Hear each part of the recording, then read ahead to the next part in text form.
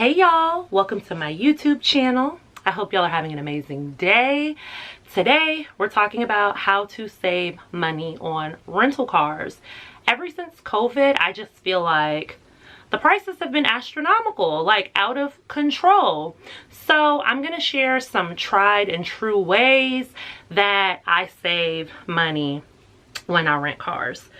So when I'm telling you about this, I'm going to use my most recent experience, which was just earlier this month.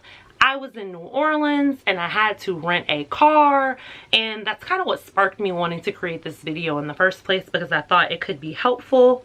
I have 8 tips that I am sharing today, so let's hop right on in it. So tip 1, and if you follow me on my Instagram channel, you're probably going to be like, girl, what? Tip 1, book through a third party.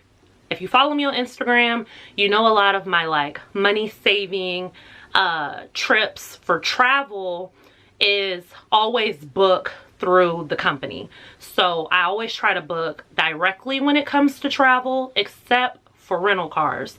For whatever reason, in my experience, I've just found that if you book through a third party like Expedia or Priceline, you can typically find cheaper rates if you go directly to the website itself.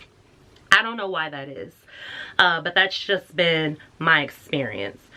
Number 2, I don't book at the airport if I don't have to.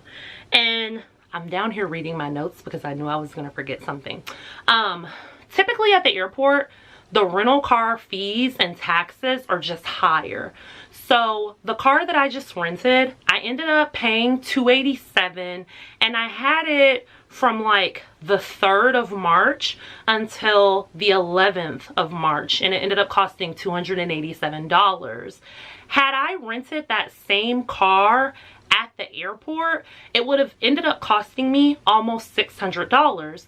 And part of that, like I said, is just because the taxes at the airport are ridiculous.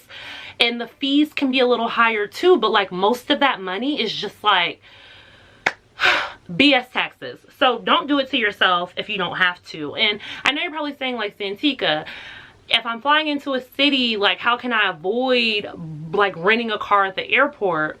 Simple. A lot of these companies have shuttles. So like check around, see if you can find a cheap rate through a third party company. See where the address is for the company. So if it's, you know, you're looking at Expedia and you're wanting to book with, say, Hertz, then see what Hertz location it is and then call them and see if they offer shuttle service. The other thing you could do is take an Uber there. I'm pretty sure even if you Uber or take a taxi or a Lyft, then you know, that Lyft or that Uber or whatever would be cheaper than you going ahead and spending that money at the airport. For me, it worked out because I ended up staying downtown. So I have family in the city, so they brought me to pick up the car. And then when the car was due back, we brought it back to the location that was right downtown. And then we were able to take like a quick little Uber to our hotel. So, you know, it worked out for us. The third way is when you go into these third-party apps. So I'm going to say Expedia. A lot of times when I book my rental car, I do it through Expedia. Priceline is another option, but Expedia is my favorite. It's where I just find that I have the most savings or experience the most savings. So when I go in and I book the reservation, I typically do economy special. What does that mean? That means that you don't know what kind of car you're going to get until you get there. So instead of you picking a compact car or an SUV or a truck and knowing that you're going to get some style or variation of whatever the car example is or description is, with economy special, you don't know. Now, this works for me because, you know, at first it was just me on the trip in the car, and then even when Honey Bunches and I are traveling together, it's just the two of us, and we don't pack, you know, heavy. We just have our carry-ons, and just to get us from point A to point B, we really don't care what kind of car we drive. For us, it's more so about the savings. The beautiful thing about doing the economy special is that you typically save. I saved on this trip like $3 extra per day. And when I got to the place to, you know, do the rental car this time, and most times you'll get upgraded. So hardly ever do you get an economy car anyways. You'll probably get, you know, like a compact car. This time, shockingly, I was actually offered a Tesla, and I turned it down and declined just because I wasn't sure, like, if where I was traveling to, the charging stations would be convenient. But even the car that I ended up getting, it ended up being a GMC Acadia, which is a 3-seater SUV. And had I reserved that car, I probably would have been paying like $40 a day or something like that. And for the Tesla, I don't even know how much a Tesla costs to rent, but I'm sure it probably would have been like $100 per day. I don't even know. But it ended up costing me like $31 per day to do the rental on an economy special. So I saved a lot of money that way. The fourth way I save money when I do rentals, when I rent rental cars, is I do not take their insurance. I take zero of their insurance. I don't take collision. I don't take any of it. Instead, what I do is I make sure that I always have my insurance information accessible. So I'm with Geico, and when we get to the part about whether or not I want to add the insurance, I decline, and this will automatically kick them into asking you, do you have insurance coverage? If so, please share the policy number. Some rental car companies do have, like, you know, it has to be have a certain amount of coverage, but all of that is like contingent upon the rental car company. But I've never had an issue using my own car insurance renting a car. So, you know, a lot of the companies, they'll offer you their insurance, and unless you decline, you know, they're gonna try to sell it up because they're trying to make more money for the company. So just keep that in your back pocket and know that that is an option. You can use your own car insurance. Just make sure you have the information with you. You need to have the policy number at minimum handy, but just make sure you know what the rules are for whatever company you're renting from, so you don't get there and then, you know, you're blindsided and then they have to cancel your reservation. Okay, number 5, I don't pay for any extras. None of them. Zip, zero. I don't need them. So like when they're like, oh, bring the car back at whatever gas, you know, the gas level back, whatever, I don't pay for that. GPS, toll tags, I don't pay for any of those things. I think now they offer like car seats and stuff like that. At the end of the day, you have to do what works and what's right for you. As far as I'm concerned, I never need any of those things. So I just avoid adding on any extras. I literally take the car keys and then I go on about my business. The 6th way that I save money, and this one is like very important. When I reserve through a third party like Expedia, I always choose the option that allows for free cancellation and pay later. I'm going to repeat that. Free cancellation and pay later. Here's why. Life happens and you never know whether or not you will need to cancel. And a lot of companies will charge you either a no-show fee if you don't show up, or a cancellation fee if you try to cancel within whatever their allotted time frame is. The most important reason why I choose free cancellation, pay later, is because this allows me to continuously look in the app to see if the price has gone down. This happened when I booked the car the most recently. So I booked the economy special, which was already a crazy low rate. And then the night, basically the morning, it probably was like 1 a.m. in the morning and I was due to pick up the car like at noon. Something told me before I went to sleep, go ahead and check the rates again.